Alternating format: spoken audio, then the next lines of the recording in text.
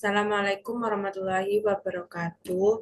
Saya Tiara Novelia Putri dari kelompok 2. Di sini saya akan menjelaskan tentang protein. Untuk definisinya yaitu protein adalah sumber asam amino yang mengandung unsur-unsur C, H, O, dan N yang dimiliki oleh lemak atau karbohidrat. Molekul protein mengandung pila fosfor, belerang, dan ada jenis protein yang mengandung unsur logam seperti zat besi dan tembaga. Protein merupakan salah satu kelompok dari bahan makronutrien atau nutrisi yang dibutuhkan dalam jumlah banyak. Tidak seperti bahan makronutrien lain, misalnya karbohidrat, lemak, protein memiliki peran lebih penting dalam pembentukan biomolekul daripada sumber energi. Lalu di sini ada struktur kimia protein. Yang pertama yaitu ada gugus amin NH2 bersifat basa dan berperan dalam pembentukan ikatan peptida. Gugus karboksila COOH bersifat asam dan juga terlibat dalam pembentukan ikatan peptida. Atom karbon alfa pusat utama yang menghubungkan semua gugus. Rantai R atau rantai samping atau rantai R bagian yang membedakan satu asam amino dengan lainnya, menentukan sifat dan fungsi masing-masing. Struktur ini merupakan struktur kimia asam amino, yaitu unit dasar penyusun protein. Protein terbentuk ketika banyak asam amino saling berikatan membentuk rantai polipeptida. 4 tingkatan protein. Yang pertama yaitu ada struktur primer yang menunjukkan jumlah jenis dan urutan asam amino dalam protein. Yang kedua ada struktur sekunder menunjukkan pembentukan konformasi khas alpha helix, beta helix, dan alpha tun serta random coil dalam rantai polipeptida molekul protein. Yang ketiga ada struktur tersier menunjukkan pembentukan lipatan folding atau folding polypeptide. Yang keempat struktur kuartener menunjukkan penggabungan kurang lebih rantai polipeptida atau subunit penyusun protein.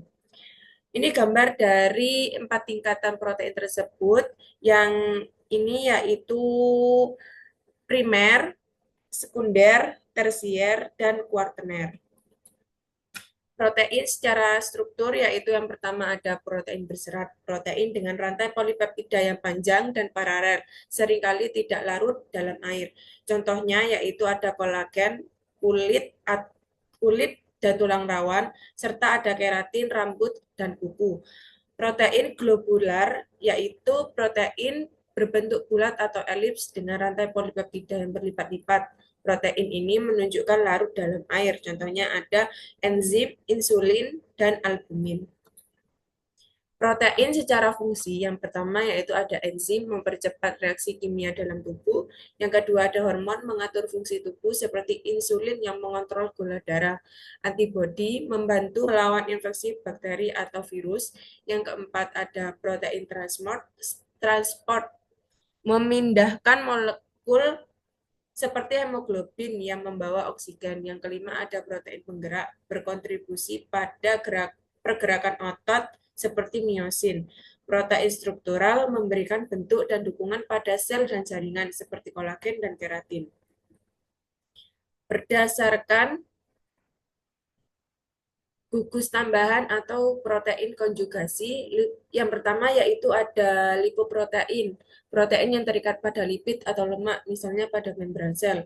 Glikoprotein, protein yang berikatan dengan karbohidrat, misalnya imunoglobulin atau antibodi. Yang ketiga fosfoprotein, protein yang mengandung gugus fosfat, misalnya kasein dalam susu. Yang keempat ada hemoprotein, protein yang mengandung gugus heme seperti hemoglobin dalam darah. Yang kelima ada flavoprotein, protein yang terikat pada nukleotida flavin. Contohnya enzim suksinat dan enzim suksinat dehidrogenase. Yang keenam ada metaloprotein, protein yang mengandung ion logam, misalnya ferin yang mengandung zat besi. Lalu di sini ada bentuk uji protein. Yang pertama yaitu uji bioret, definisinya yaitu Uji bioret adalah uji kimia yang digunakan untuk mendeteksi keberadaan protein atau peptida berdasarkan adanya ikatan peptida. Uji ini dilakukan dengan mereaksikan sampel dengan reagen bioret dalam larutan basah yang menghasilkan perubahan warna biru menjadi ungu jika protein ada. Reaksi ini terjadi karena ion tembaga dari reagen membentuk kompleks ungu dengan ikatan peptida pada protein. Berikut hasil uji bioret yang kelompok kami dapatkan di jurnal, yaitu ada ada tabelnya hasil identifikasi protein secara bioret dan hasilnya positif semua menjadi warna ungu. Pengujian secara bioret ini sampel harus berupa larutan. Selanjutnya sampel sebanyak 2 mili ditambahkan dengan 5 mili bereaksi bioret maka akan terbentuk warna ungu. Untuk hasil yang lebih baik, maka menggunakan kontrol positif dan negatif sebagai pembanding. Kontrol positif yang digunakan yaitu putih telur. Dari hasil analisis semua sampel memberikan reaksi positif dengan warna ungu yang terbentuk berbanding langsung dengan konsentrasi protein, di mana semakin meningkat intensitas warnanya, konsentrasi protein semakin besar. Di sini ada persamaan reaksi uji bioretnya, yaitu reaksi bioret terjadi ketika Cu2+ dari larutan CuSO4 berikatan dengan dua atau lebih ikatan peptida, CO dan NH, pada protein dalam suasana basah NaOH. Pada kondisi ini, ion Cu2+ membentuk kompleks berwarna ungu atau violet dengan gugus peptida, seperti ditunjukkan pada reaksi kimia di atas. Semakin banyak ikatan peptida, semakin jelas warna ungunya. Yang kedua, ada definisi uji ninhidrin. Uji ninhidrin adalah tes kimia untuk mendeteksi keberadaan asam amino dan protein dalam suatu sampel. Uji ini bekerja berdasarkan reaksi antara ninhidrin dan gugus amino dari asam amino atau protein yang menghasilkan produk berwarna ungu atau biru yang disebut ungu Ruheman. Uji ninhidrin yaitu dengan bahan yang digunakan adalah larutan ninhidrin 1%, reaksi Milon, larutan NaOH 10%, larutan CuSO4 0,1%, telur ayam ras, telur ayam kampung, telur bebek, kacang tanah rebus, brokoli rebus, dan tahu. Alat yang digunakan adalah tabung reaksi, penjepit tabung, pipet tetes, gelas Erlenmeyer, rak tabung, batang pengaduk, lampu, spiritus, kertas saring, bakar gas, corong, dan pipet berskala. Pada uji ninhidrin, setiap tabung ditambahkan 0,5 mili larutan ninhidrin lalu dipanaskan. Berikut merupakan hasil hasil pengamatan uji ninhidrin yang kami dapatkan pada jurnal, yang yaitu pada pengamatan uji ninhidrin menunjukkan bahwa hasil positif yang menandakan bahwa pada bahan makanan yang ditunjukkan pada sampel telur ayam kampung, telur ayam ras, telur bebek, dan tahu dan kacang tanam rebus mengandung protein. Namun pada sampel brokoli rebus hasilnya adalah negatif. Hal ini berarti menandakan bahwa pada sampel brokoli rebus tidak mengandung protein dan memungkinkan terjadi kesalahan pada penambahan larutan reaksi. Di sini brokoli rebusnya menjadi tetap warnanya hijau. Persamaan reaksi uji ninhidrin. Pada reaksi di atas, ninhidrin bertindak sebagai oksidator yang menguraikan asam amino, gugus amin NH2, dilepaskan menjadi NH3, gugus karbosila COOH terdekarboksilasi menjadi CO2 dan rantai sampingnya berubah menjadi aldehid ROOH.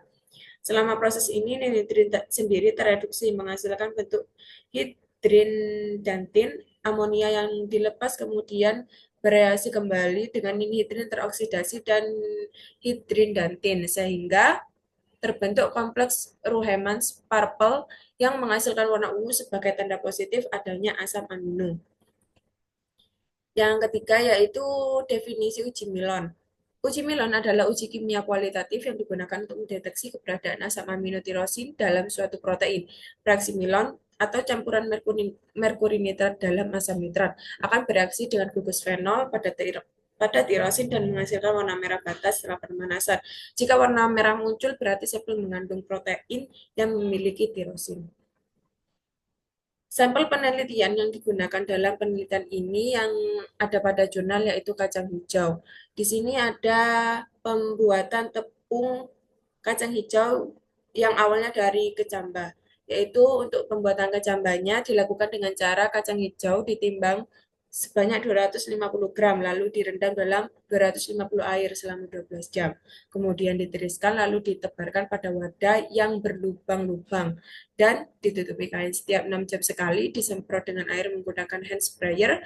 Perkecambahan dilakukan selama 48 jam. Kecambah yang dihasilkan dikeringkan dalam oven pada suhu 45 derajat Celcius sampai diperoleh derajat kekeringan. Kemudian kecambah kacang hijau kering, dilepas kulitnya, digiling dan diayak menjadi tepung. Dengan cara yang sama dilakukan untuk proses perkecambahan dengan menggunakan media limbah air cucian beras dan limbah air kelapa. Di sini ada tabel hasil uji Milonnya, yaitu menghasilkan warna merah yang hasilnya itu negatif. Dengan cara dibuat larutan sampel 2% dalam Aquades, ambil 1 mili sampel ditambahkan 5 tetes larutan HgNO32 0,1 N. Kemudian panaskan sampai mendidih, reaksi positif terbentuknya endapan merah. Di sini warnanya merah jadi hasilnya itu positif. Persamaan reaksi uji Milannya yaitu uji Milan digunakan untuk mendeteksi asam amino tirosin dalam protein. Pada reaksi tersebut, gugus fenol OH aromatik dan pada tirosin bereaksi dengan reagen Milan Hg2+ dalam HNO3 sehingga membentuk kompleks merkuri berwarna merah bata. Warna ini muncul karena gugus fenol ternitrasi lalu berikatan dengan ion merkuri sehingga hanya protein yang mengandung tirosin yang memberikan hasil positif. Sekian dari saya. Wassalamualaikum warahmatullahi wabarakatuh.